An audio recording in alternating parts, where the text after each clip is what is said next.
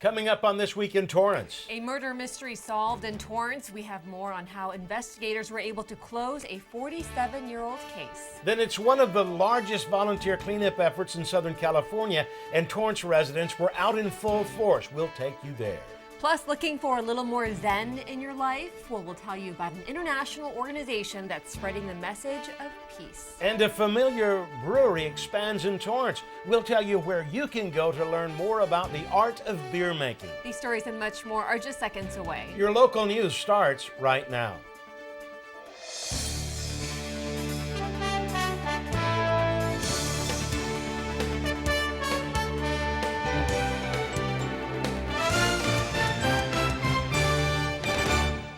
Hello and welcome to This Week in Torrance. I'm Jin Chun. And I'm Ben McCain. Thanks so much for joining us. Here are your top stories.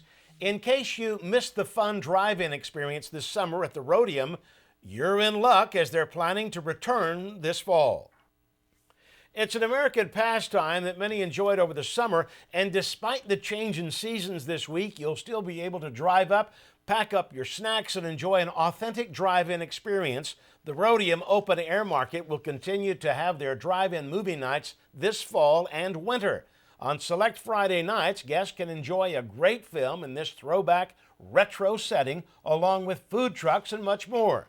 The movies lined up so far include Grease, once again, and Beetlejuice, Willy Wonka and the Chocolate Factory, Elf, The Karate Kid, Toy Story 1, and Up. It's $20 per car. To buy tickets, go to eventbrite.com or the Roadium offices.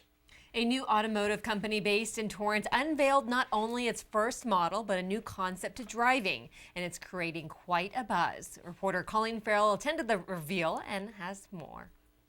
This is a very proud moment for all of us here at Canoe. Stefan Kraus has a clear vision of the future in Los Angeles, and it includes fewer and smaller cars. And we just simply named it Canoe. And here it is. Just 19 months ago, a company formed to develop a new type of electric vehicle. After establishing its headquarters in Torrance, it's now on track to deliver its first car in record time. To put a team together, to finish a headquarters, and to at the same time roll out a car with a completely new technology that will be disruptive is really a great testimony to the team. Chairman and co-founder Kraus selected the name Canoo because it connotes a feeling of simplicity, relaxation, and movement. The company unveiled the first of 4 planned unique cars, a lifestyle vehicle designed to replace the modern-day SUV. The Canoo is designed to maximize space. The exterior has the footprint of a small, compact car, while the interior has the room of a large SUV. What we're going for here is a functional design, an elegant design, a minimalist design that when you're inside honestly feels more open, more transparent, and more spacious. Canoo is developing a skateboard architecture, which will house the car's battery and electric drivetrain, freeing up space in front for a picture window view of the road. All of Canoo's cars will share the same underpinning, married with different cabins for 4 unique vehicles, thus reducing production costs. It will offer the world's first steer-by-wire system with no mechanical connection between the steering wheel and the wheels on the road. Head of production James Cox, who launched Uberpool globally, says the hope is that the design will lead to shared ownership and ridership of its vehicles. The way we've chosen to do that is a direct-to-consumer subscription. It will offer commitment-free monthly subscription to its cars with no haggling and no end date, all from a simple app. Car enthusiasts can't wait to get behind the wheel. Somebody that's not a car owner here in LA, and I haven't been a car owner for a while now, it's a great solution. I love the subscription service of it as well. It's no hassle, and it's great. So I'm a big fan. Also being a pretty tall guy myself, the interior being relatively big is a good feature for me.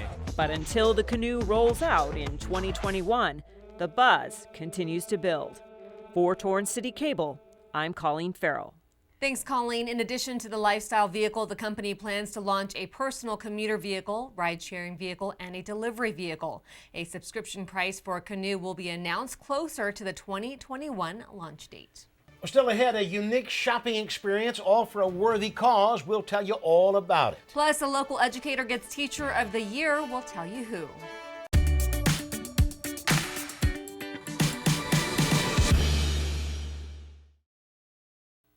Welcome back, everybody. A peaceful space for many in the city of Torrance drew a large crowd recently.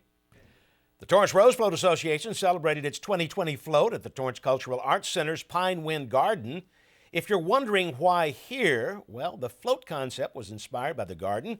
The community came out to support the association and experience a special koto performance by Yuki Yasuda and a special tea ceremony demonstration by Soyu Kubo and Sochoku Onizuka of the Uransky School of Tea. The event was hosted in partnership with the Torrance Sister City Association. All 32 entries by Torrance students that were submitted for the float design contest were on display. President of the Torrance Rose Float Association, Beverly Findley, says it was also an education opportunity as people learned firsthand the history of the Pine Wind Garden.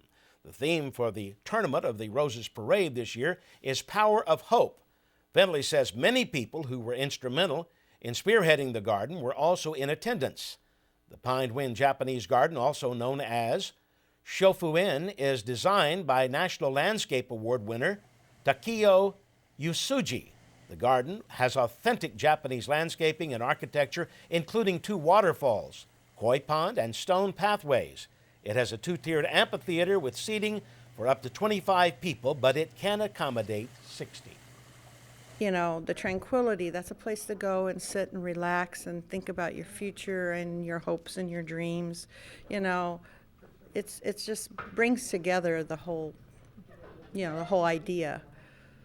All of the seats on the float are already filled, but if you'd like to decorate, you must become a member first. You can learn more at torrancerosefloat.org.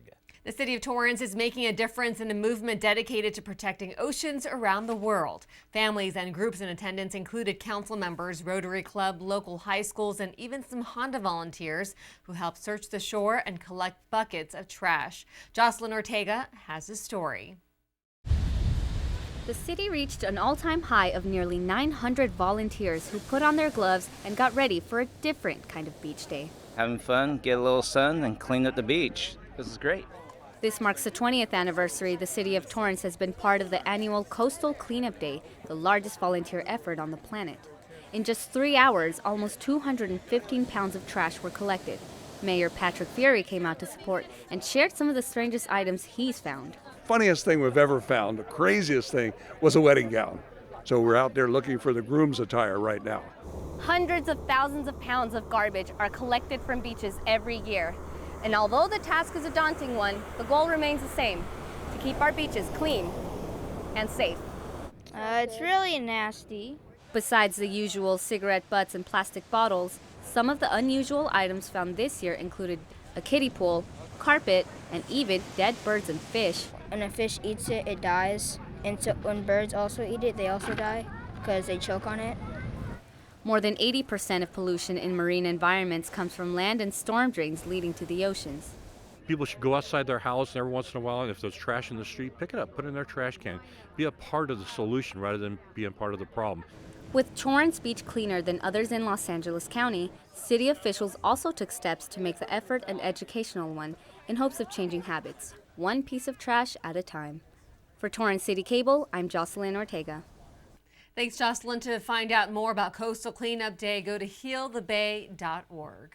For the first time, Torrance Certified Farmers Market offered a unique gardening workshop to local residents. Workshop themes included composting and seed harvesting. Reporter Jen Murua was at the farmers market and has the story.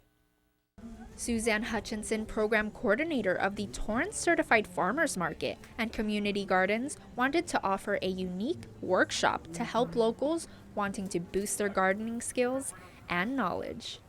We have a very vibrant community of people at the farmers market and people who do grow their own food at home, and so it seems like a perfect fit and a great partnership.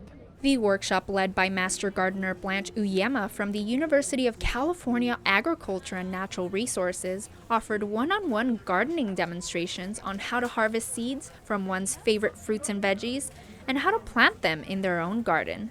Stephanie Young, a gardening enthusiast, was excited to learn some new tips on how to care for her home garden. I've been dabbling for a lot of years, unsuccessfully.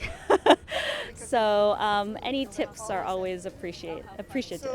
I'm a kind of a researcher, so I like to kind of, so it's great. So I just kind of took some pictures and kind of got the right terminology, so I kind of know what to look up and what to look for, and probably gonna head to the store and try to figure out what to buy. With only 2 workshops hosted so far, composting and worm bins was something that Yang was also interested in learning more about. You know, when you're planting and growing your own things, you really see the kind of work that goes into it, and you really cherish, you know, every single piece versus buying huge amounts in bulk and then just tossing things away when they're not useful. And that's why I'm really excited about composting, because I really do try to use every bit of everything that I purchase, and now I'll really be able to use every little bit. Suzanne Hutchinson wants people in the community to be resourceful and eco-friendly, especially during the national climate change discussion. It's our hope that we can help in our own small way to show people the small actions that they can do in their own lives, in their own kitchens, in their own homes, in their own gardens, that'll help to, you know, lessen their impact on climate change. Community building and environmental consciousness is what these workshops are all about, says Suzanne Hutchinson, and a way to offer tips to local gardeners in the area. For Torrance CitiCABLE, I'm Jen Murua. Thanks, Jen. If you're interested in the next gardening workshop, you can check out their Instagram page at Original Torrance Farmers Market. Peace Day is observed around the world every year on September 21st, and here in Torrance, dozens gathered for a very special celebration. Sarah Honeycutt brings us the story from La Romeria Park. Thanks to a free special event to celebrate International Day of Peace, visitors had the opportunity to tap into their hearts and minds as they help build a culture of peace. You breathe in and breathe out. I am a heartfulness meditation trainer, and I'm a volunteer for meditation, so this is something that we do for free. But I'm with Heartfulness Meditation, and that's part of the Heartfulness Institute, and we are an NGO, which is a non-governmental organization with the United Nations. So part of our charter is to celebrate the International Day of Peace. So we had an idea to put on a music, meditation, and peace festival. Chris Mills, a Torrance resident and organizer of the Peace Day gathering, says too often we get caught up in the stress of daily life.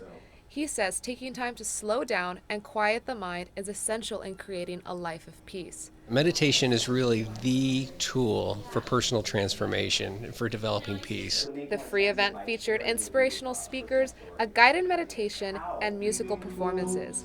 Attendees say it is inspiring to see the community come together. There is nothing that we could do to assert peace in the world other than being peaceful ourselves. Mukdar Rampura began meditating at the age of 16 during apartheid in South Africa. Through meditation, she found strength and inner peace despite growing up in the face of social and cultural oppression. I started with heartfulness meditation. I really like it because it's so simple. You can do it anywhere, anytime. It's open to any culture, any ideology. As a 16-year-old, it brought me a lot of openness. It brought me liberation. Because I could do this anytime, and I didn't need to depend on people or places to go. I could find peace and calm and inner strength wherever I was. Thousands of volunteer trainers for the Heartfulness Institute served more than 1 million meditators in over 130 countries. Here in Torrance, this practice connects people with the same goal, to bring inner and world peace. For Torrance CitiCABLE, I'm Sarah Honeycutt. It's a dance. It's a dream. Thanks, Sarah. To get more information, go to heartfulnessinstitute.org.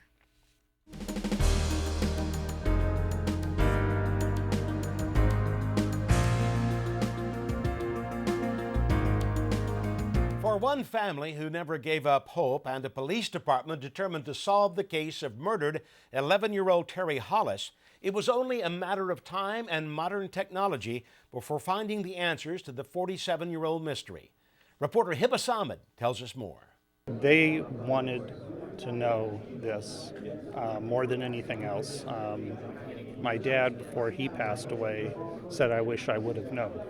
Torrance resident Randy Hollis and his family never thought this day would come when investigators could identify the suspect who raped and murdered his sister on Thanksgiving Day 47 years ago. The memory that comes back of everything that happened back then that's been tough.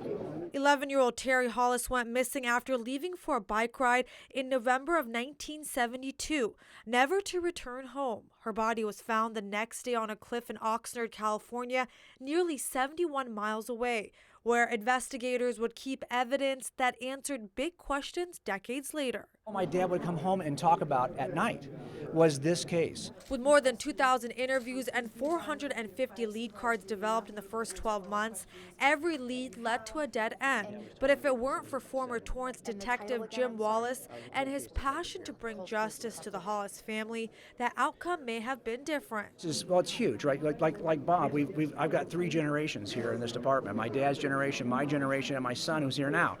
And so it took 3 generations of Jim Wallace's to finally see this close. I discovered a box which had been sitting in property for 30 years. And in it there was a small cardboard box crushed which contained a swab, a DNA swab for the suspect, who we now know as Jake Edward Brown. He died of natural causes and is buried in Arizona. His DNA swab was submitted in 2000, but it took 3 years before Wallace had even heard there were no hits in CODIS, the National DNA Index System. In this case, there are 327 million people in America today. That's how big your suspect pool is if you have a whodunit.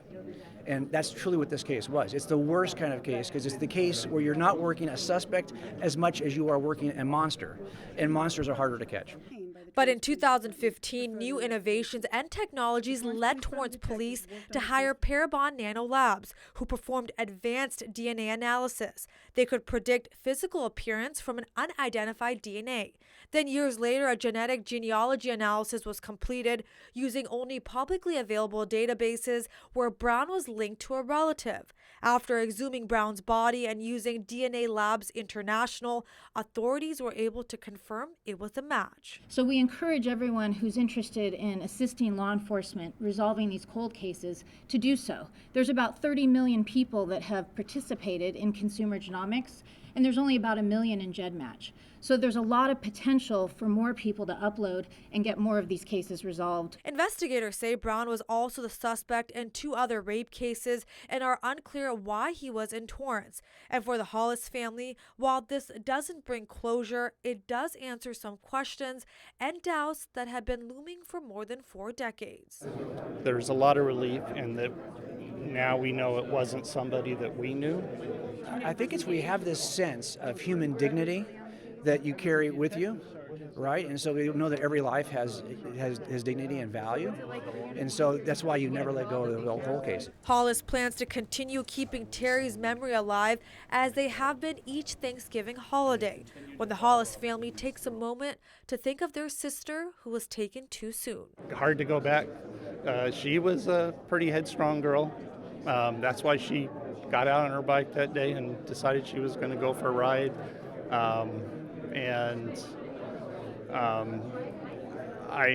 I've always wondered. I mean, she would have grown up and been somebody, is the way I looked at it. She had a lot of drive, a lot of determination. So yeah, she was a good person. For Torrance CitiCABLE, I'm Hiba Samad. The Torrance Area Chamber of Commerce celebrated the grand reopening of a very special business, Beyond the Label Boutique. Sarah Honeycutt brings us the story from downtown Torrance. 1, 2, 3. Beyond the Label is not your ordinary boutique. Everything and everyone in the shop supports the Aurelia Foundation, a nonprofit organization that provides support for young adults with special needs as they transition out of the school system and into community life.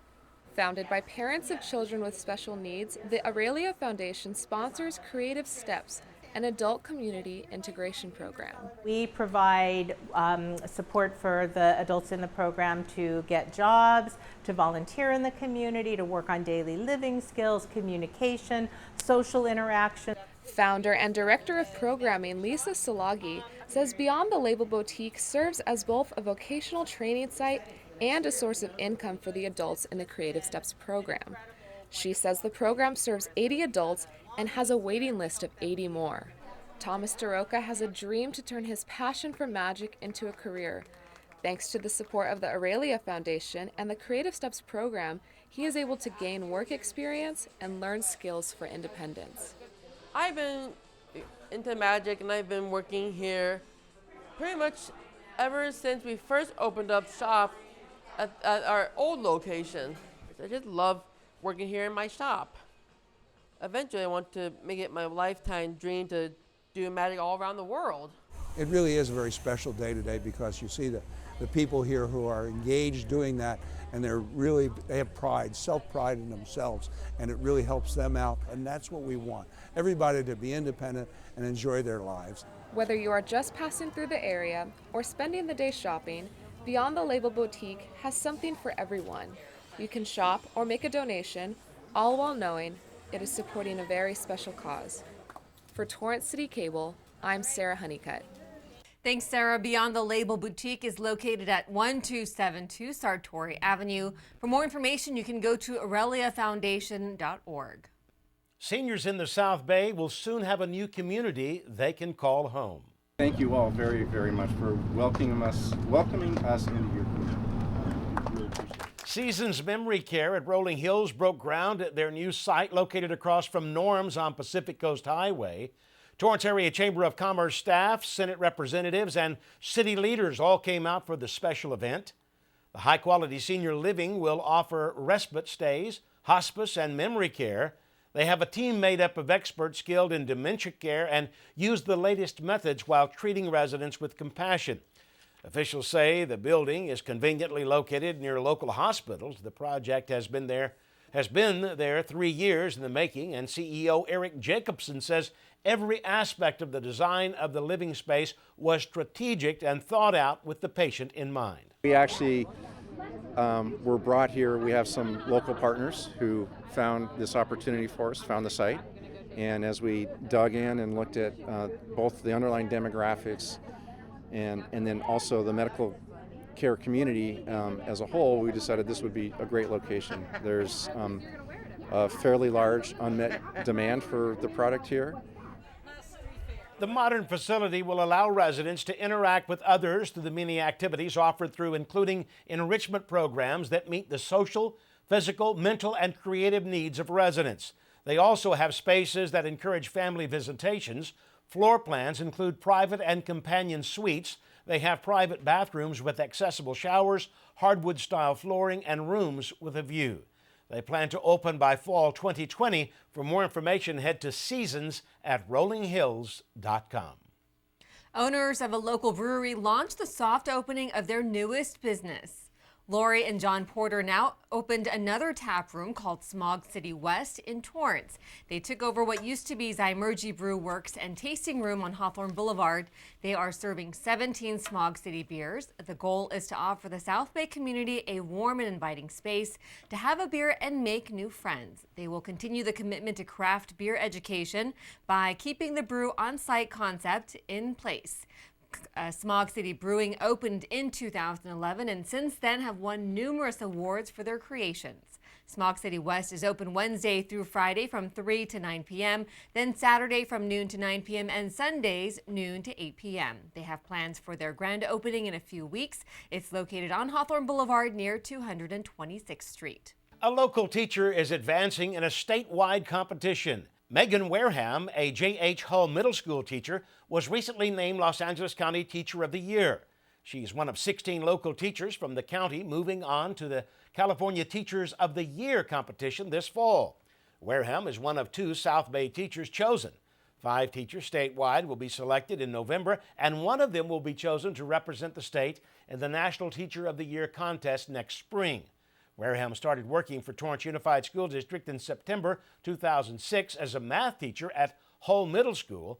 She wears many hats, including teacher leader for the math department and student council advisor, to name a few. Congrats and best of luck. We will sit down with Wareham next week and hear more about her accomplishments.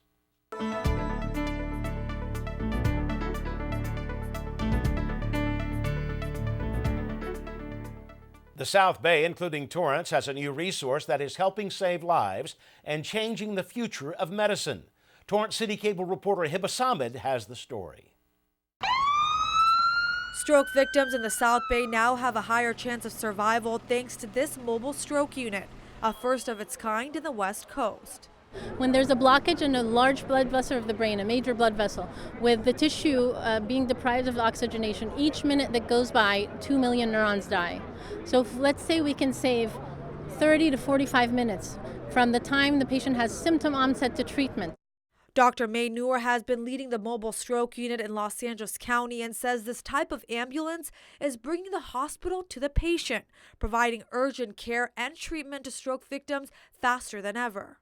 See at firsthand the devastating effects of stroke when someone can't speak, can't communicate with their family members, cannot walk because part of their body is plegic, and so forth. And I see when we return blood flow to the tissue of the brain what that does. The unit was also a vision of Los Angeles County Board of Supervisor Janice Hahn, who saw a need for this type of care. And now, thanks to Bond Measure B sponsors and the community, the free service runs 7 days a week across LA County with the possibility of now reaching 1.5 million lives. Unfortunately, my own dad suffered from a stroke and spent the final 10 years of his life dealing with the debilitating effects of that stroke. A common tie between supporters who came out to the launch in front of Torrance City Hall. Hahn and medical professionals say every minute counts when a stroke happens. Once a 911 call is made, that is when the mobile unit comes into play and will dispatch. Upon arrival, it provides a conclusive diagnosis of the type of stroke and treatment immediately. We're not delaying care, we're augmenting care. We arrive there within the same tiny suite. We don't have to transport to the hospital yet. We don't have to give handoff. They don't have to page the physician on call. They don't have to find the pharmacist to mix the medication. They don't have to wheel the patient to scanner and back. We do everything within a confined space. It's part of a national study to see the effectiveness of such a resource. The stroke unit has a built-in CT scanner, point-of-care lab tests, clot-busting medication, and much more. Medical personnel, such as a critical care nurse, CT technician, paramedic, and a telehealth connection with a neurologist, is all available in the unit.